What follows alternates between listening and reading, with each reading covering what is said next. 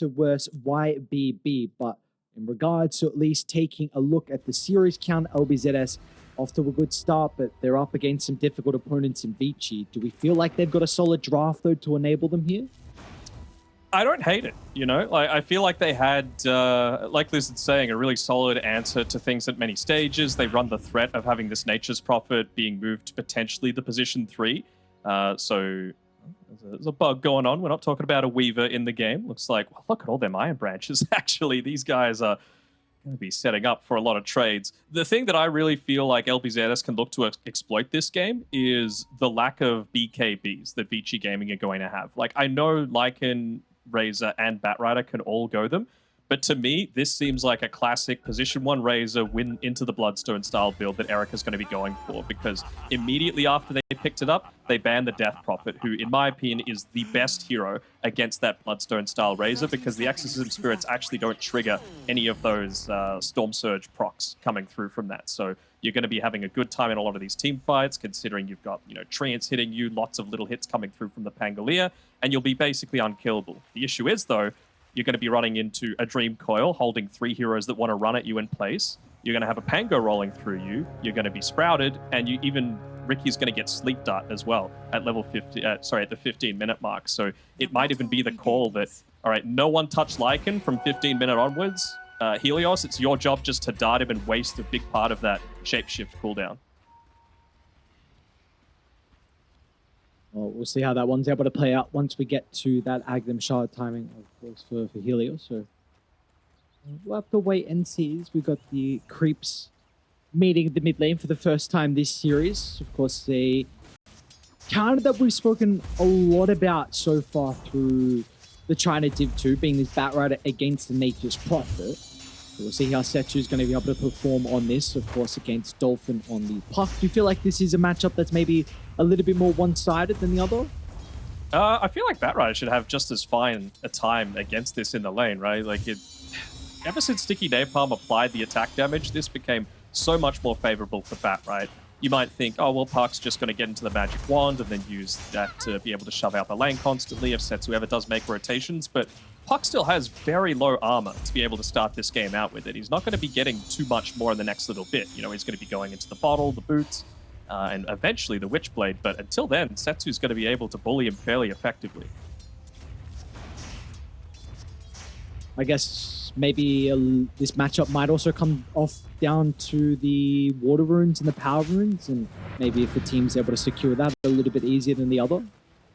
Yeah, I would probably say that LBZS are going to have a better time at that, just because Dolphin has to shove out these lanes, and so that is going to innately just give him a little bit more time to be able to move through, not even need support rotations to happen. What do you make of this lane setup for Vici? Because I was under the assumption that the Nature's Prophet really wants to lane into the Razor. Do you feel like maybe Vici were just expecting LBZS to swap up the lanes, and then all of a sudden they didn't do it, and now you got the Razor in this matchup? I think if the Razor into the matchup isn't that bad, to be honest, because when you consider it, Lycan is probably much worse, right? Like, once it's level 6, yes, you can get run down, but before then, you're going up against a Silencer and a Nature's Prophet that are just going to be hitting you with right-clicks constantly. So I think we should just expect to see a lot more Plasma Field spam coming out here from Erica to be able to secure a lot of these last hits. Actually been able to get at least a little bit of a static link off onto the Prophet, so that's going to make his life a little bit easier, but he's not exactly going to be able to contest too many last hits with all of that damage. Of course, one of the bigger nerfs to Razor in recent times was that link duration is just that 5 seconds as opposed to the 8 at all levels, so it's going to hinder his early levels a little bit.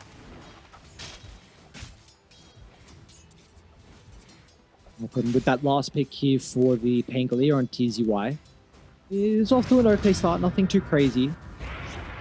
A little bit less in regards to the last hits over New, and this is an offlaner who I've been incredibly impressed with so far through the Division 2. I think New has been an outstanding player for Vici Gaming.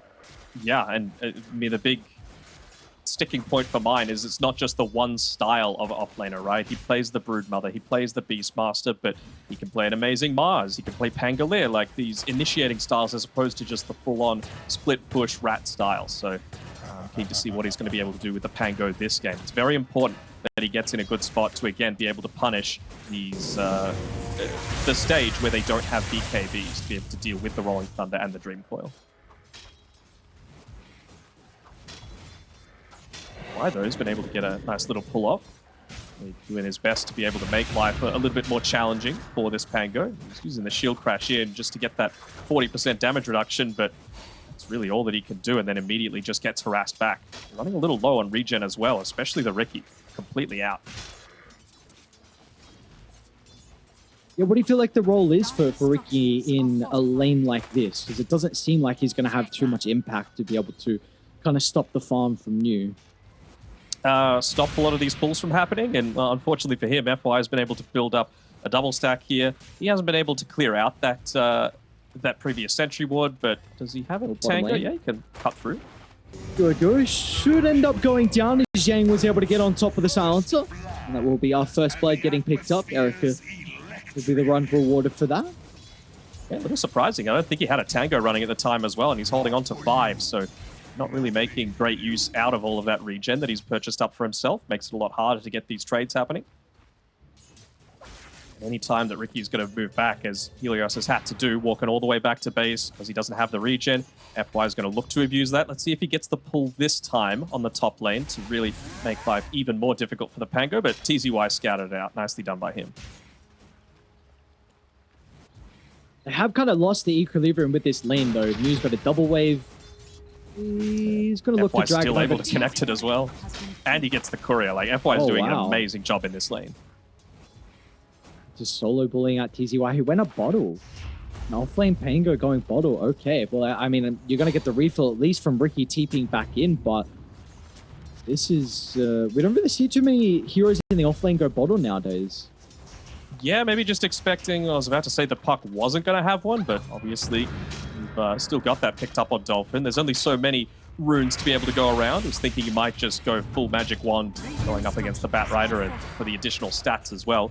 Can provide a little bit of a useful boost, considering you are going to be getting harassed out with a lot of these right clicks. But Dolphin's been doing a pretty good job. I mean, we saw him basically solo carry one of those super late games that LBZS has had, and that's what happens with a super late game Puck. And well, if it does get to that stage again, it's not just the Nature's Prophet that Vici Gaming are going to have to worry about.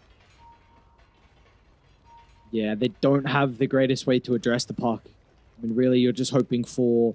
You do at least have an instant stun in the Rubik, and maybe he can steal some nice abilities as well, but got the Rubik, we've got some shenanigans going on. Both the supports, the position 5s, looking to go toe-to-toe, and now Setsu's like, alright, you know, I might come on over and help out a little bit. I want some gold, I want some experience as well. Yeah, share the load. Yeah, help. That's what it is. Just coming in, yoinking the kill that your Clockwork so hardly worked for.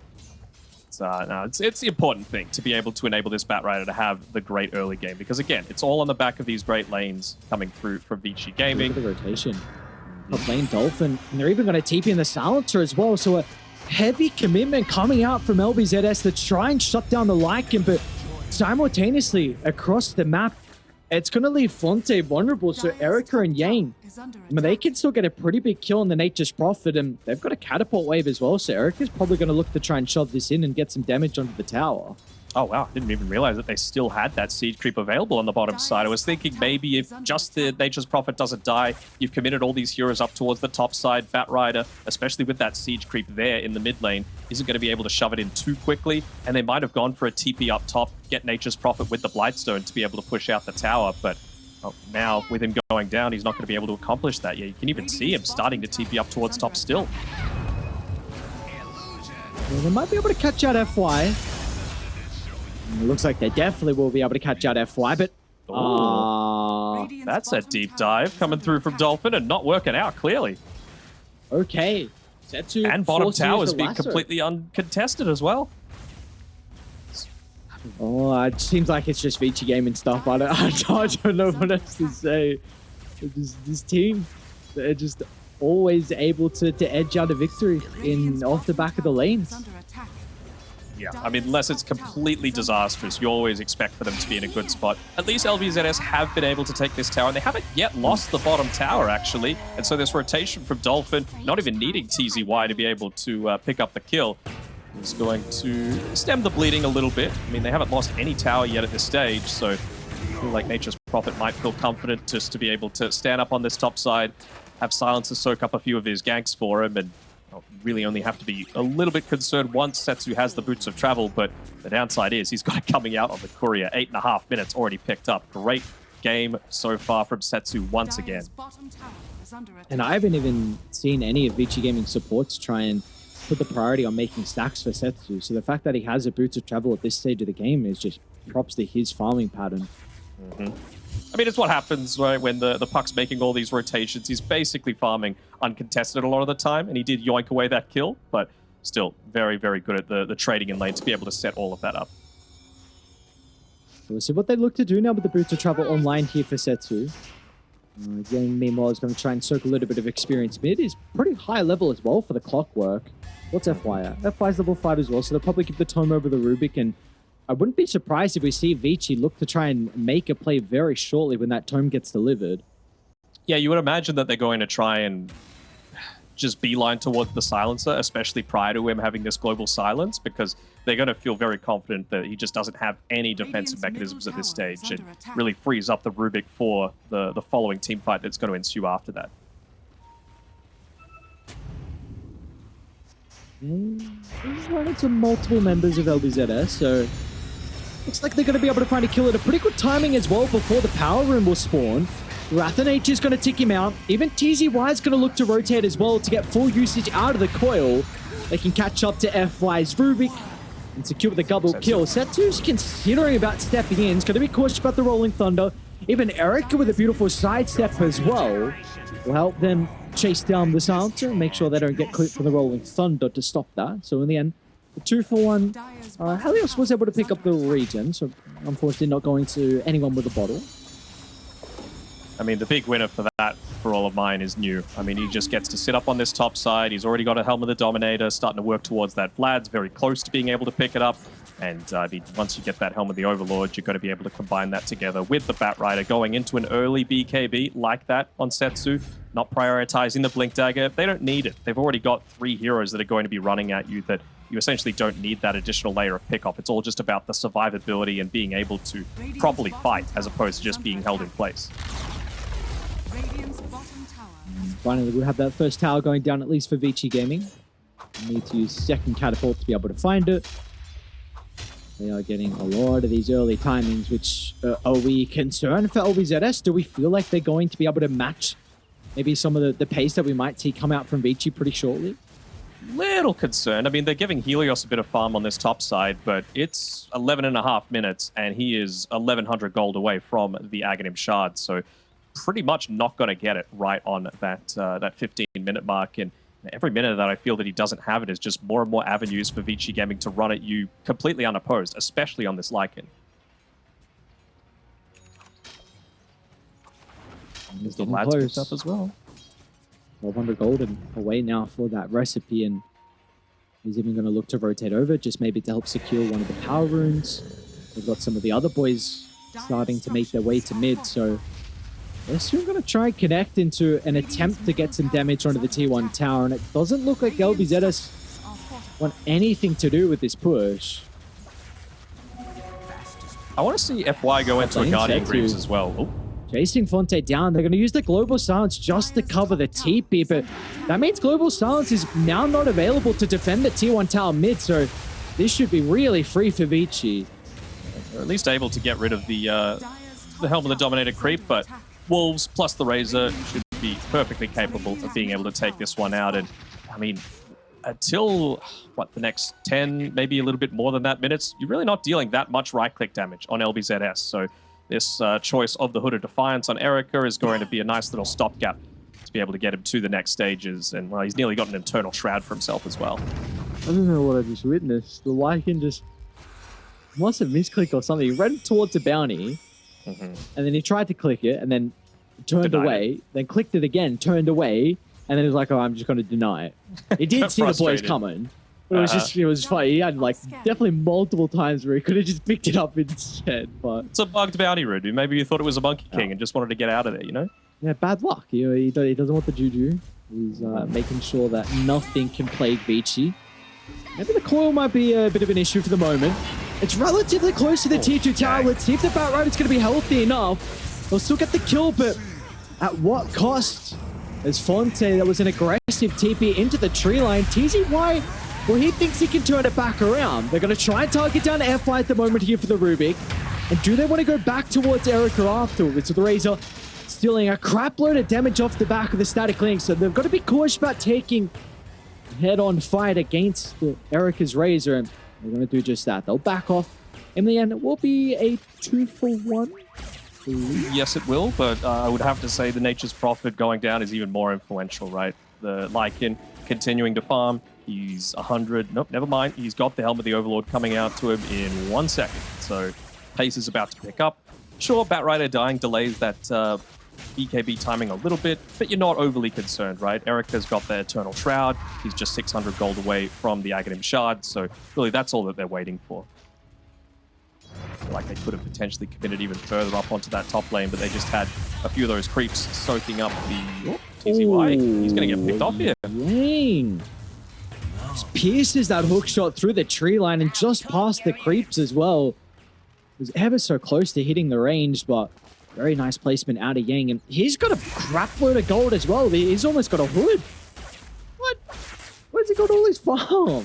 I mean, the last time we saw a Yang Clockwork, he had like a 15, 16 minute Crimson Guard as well, right? Like he just was so incredibly farmed. He is a little greedier at times, but I mean, it comes off the back of the fact that he just gets kills happening all across the map at all stages of the game.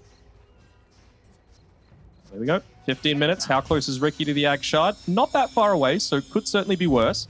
He's been spending his time being a little greedier. That's why they've been able to pick up a few more of these kills onto the cores at this stage, because it's kind of like the Earthshaker, right? You have to enable a little bit of space for your support to be able to get this item, because after that, you really just don't need anything. And I'm sure he might even be saying that to Dolphin, like, I need 200 gold. Just let me get that, and then everything after that is yours. But then, you know, Dolphin says, man, I need the Blink Dagger. So it's kind of that double-edged sword, isn't it?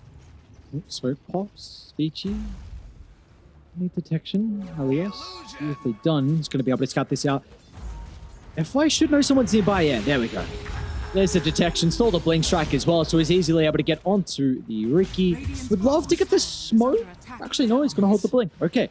I like that movement a lot from Vici Gaming. You look to make a smoke attempt down to bottom when you're already getting the lane shoved out, just prepping it for they're going to kill. Then you're going to be able to combine it with this catapult wave, so this 2-2 tower will end up going down without a glyph to protect it.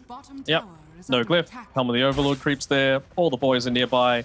You've still got Erica farming. They're holding TPs as well. That's the purpose of making just a smoke and run attempt across the map as opposed to using any kind of TPs. So yeah, they're just doing things very efficiently on Vici Gaming right now, and that's why they're able to build up this net worth lead that's continuing to grow.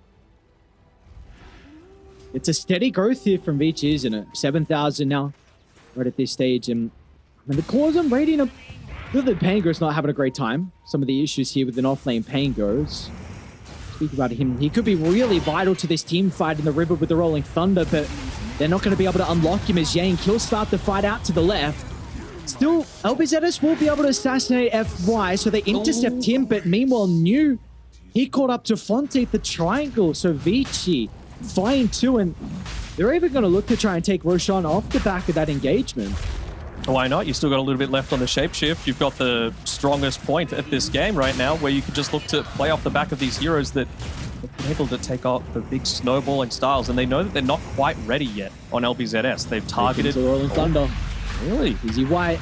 Roche is still at half though, so they're not going to be able to scout it out and have the perfect timing of potentially stealing Roche. So that's Thunder completely wasted. Now they do still have Coil along with Global Silence. Maybe they're just trying to delay it for the Nature's Prophet. He's coming in now.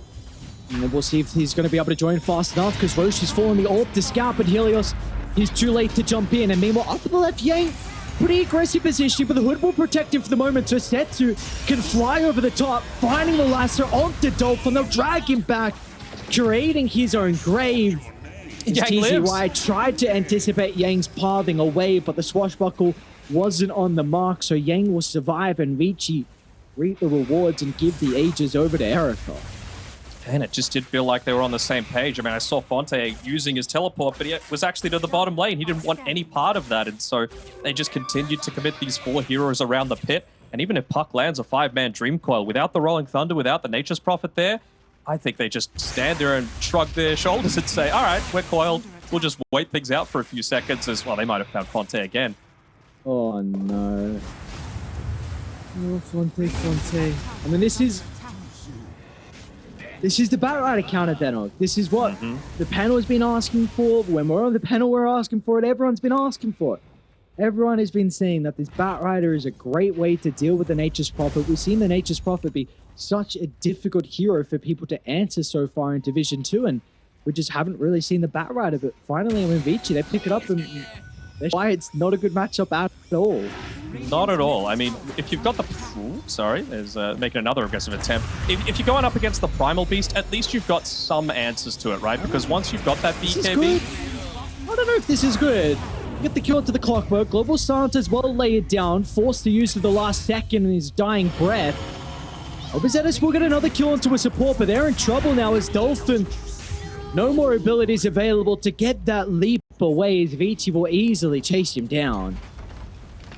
And this is the other thing as well. Like, you've got these heroes that are super capable of pushing in lanes, and Leica just picks up the pace. And, you know, you and me, we see, like, these heroes like the Riki, the Nyx Assassin, the Silencer, they do not deal with lane push at all. And so you could just look to run them over. So the fact that Vici Gaming decided to pivot into this Lycan, honestly, the lane went probably a little bit better than I was expecting, and that's almost purely on the back of FY.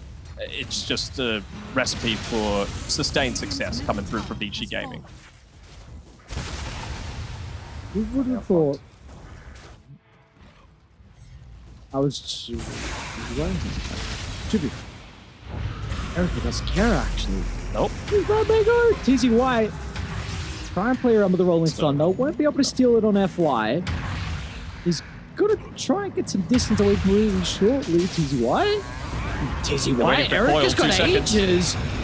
Erica's just going to charge him. Look at the madman go. He doesn't care. There's no response.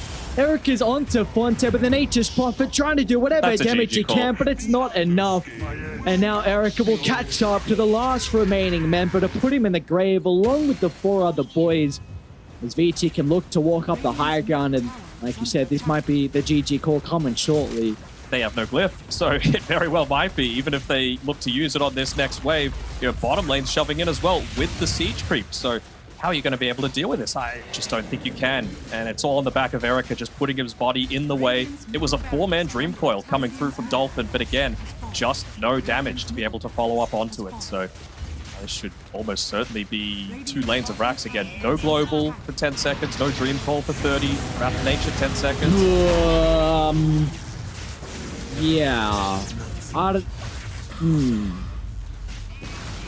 the play. Not the play.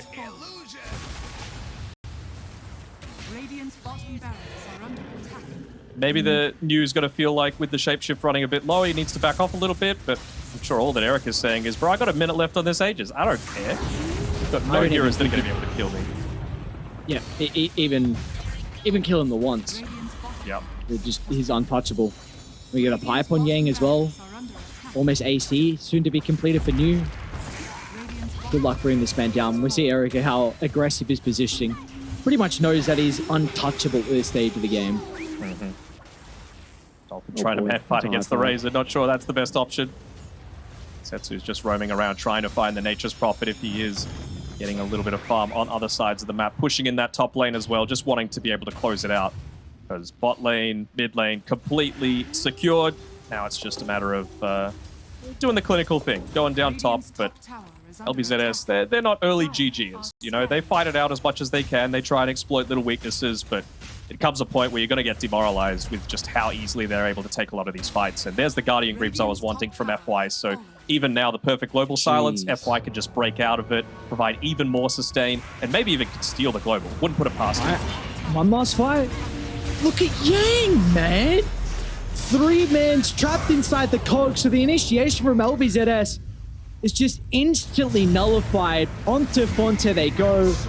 A lasso drag back into Vici Gaming. They stole it? Oh boy. Yo. Tough. FY's praying that they don't GG now. He wants to get a team fight while he's got it, and that's enabling you to just shapeshift and run on in. There it is. No Rolling Thunder coming through. He's got the buyback available. Well, what's it going to do at this stage? Absolutely nothing. These buildings soon to fall, about to be mega creeps, and this is not a lineup that's able to address mega creeps. So the G's are dropped, and Vici Gaming, a clean game one performance from them. What a last pick from you as well, Malakian. Yeah, really fantastic. We were casted a couple of games yesterday where, you know, the Lycan was the call, didn't end up working out, but this time around, it was perfect, you know.